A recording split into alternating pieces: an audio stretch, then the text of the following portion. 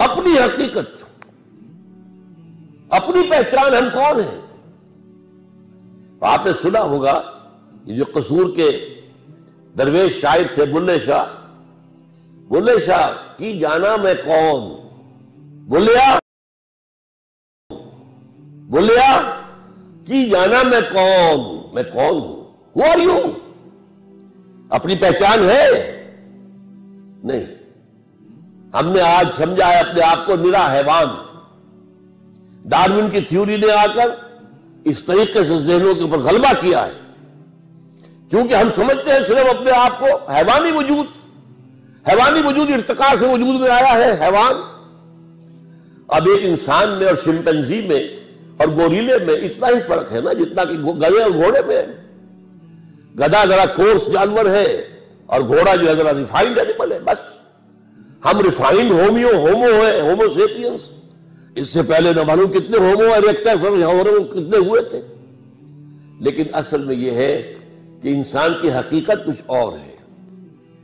انسان دو وجودوں سے مرکب ہو کر بنا ہے، وجود حیوانی، وجود روحانی. روح، یہ روح ہے جس کی بنا پر یہ مسجود ملائک بنا. دو جگہ قرآن میں، سورہ ہجر میں، سورہ صاد میں فرشتوں سے کہہ دیا تھا اللہ نے کہ میں مٹی سے ایک بشر بنانے والا ہوں. انی خالق البشر من صلصال من حمأ مسنون فاذا سویتہ ونفخت فیہ من روحی فقعوا لہ ساجدین. جب میں اسے تیار کر لوں اور اس میں اپنی روح میں سے پھونک دوں تو پڑنا اس کے سامنے سجدے میں، گر جانا سجدے میں. وہ تو اصل روح ہے، وہ روح ہے جو ہم ہیں، اصل حقیقت ہماری. ہم سمجھ بیٹھے یہ حیوانی وجود ہمارا ہے. یہ حیوانی وجود مٹی سے آیا ہے، خاک سے آیا ہے. یہی سے اس کی غذا آ رہی ہے. گندم ہے تو وہاں سے آ رہی ہے، چاول ہے تو وہاں سے آ رہا ہے. بکری کا گوشت کھایا ہے تو بکری نے بھی گھاس پات کھایا ہوا جس سے گوشت بنا ہے. اور یہ روحانی وجود عالم بالا سے آیا ہے، یہ عرش معلی سے آیا ہے.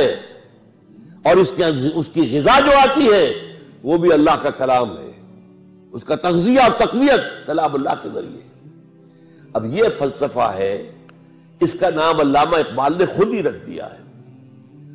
چنانچہ سید نذیر نیازی جو علامہ کے خاص قریب بیٹھنے والے تھے، ہم نشین تھے، انہوں نے علامہ سے کہا، ابھی جو پروفیسر مظفر مرزا صاحب نے کہا تھا کہ علامہ نے مشرق و مغرب کے سارے فلسفے پڑھے، بڑے بڑے فلسفیوں کے نام انہوں نے گنوا دیے تھے. تو یہ کہا گیا، سید نذیر نیازی نے کہا علامہ سے کہ کوئی کہتا ہے کہ آپ نے اپنا مسئلہ جو خودی کا ہے فلسفہ، یہ آپ نے نشے سے لیا ہے، کوئی کہتا بلساں سے لیا ہے، کوئی کہتا جیلی سے لیا. کس سے لیا آپ نے؟ فرمایا اچھا کل فلاں وقت آ جانا، میں تمہیں ڈکٹیٹ کرا دوں گا. سید نذیر نیازی نے یہ واقعہ ہماری قرآن کانفرنس میں سنایا خود. کہتے میں بڑا خوش، میری خوش نصیبی، شاعر مشرق مجھے ڈکٹیٹ کرائیں گے کہ فلسفہ خودی میں نے کہاں سے لیا ہے. گیا میں خوشی خوشی پینسل کاپی تیار کر کے، جب میں بیٹھ گیا تو فرمایا ذرا قرآن مجید نکال لینا.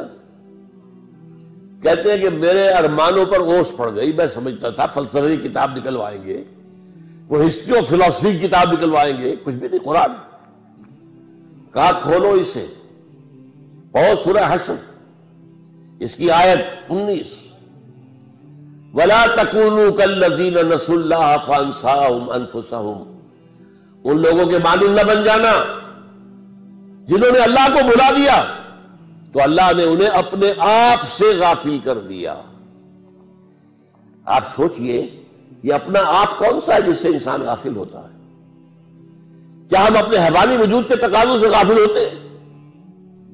پیٹ کھانے کو مانگتا ہے، کیا اس کے لیے بھاگ دوڑ نہیں کرتے؟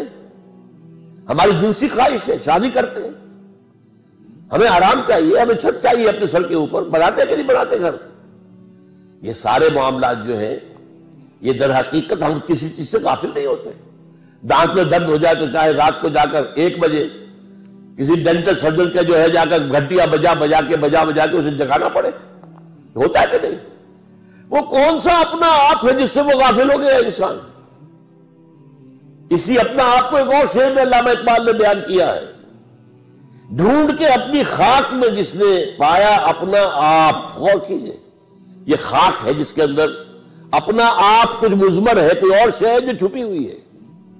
ڈھونڈ کے خاک میں اپنی جس نے پایا اپنا آپ، اس بندے کی دہقانی پہ سلطانی قربان.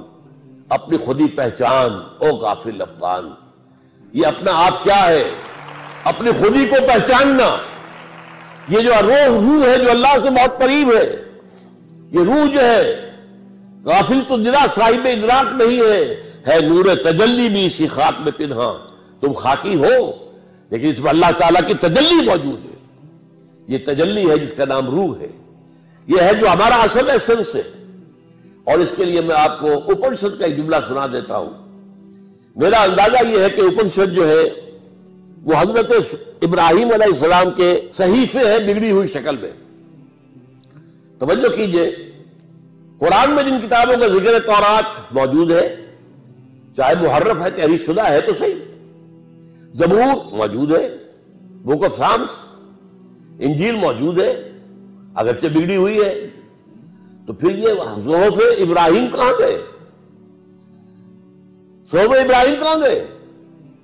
میری تحقیق یہ ہے کہ ابراہیم کی ایک شاخ وہ ہندوستان میں آ کر آباد ہوئی ہے.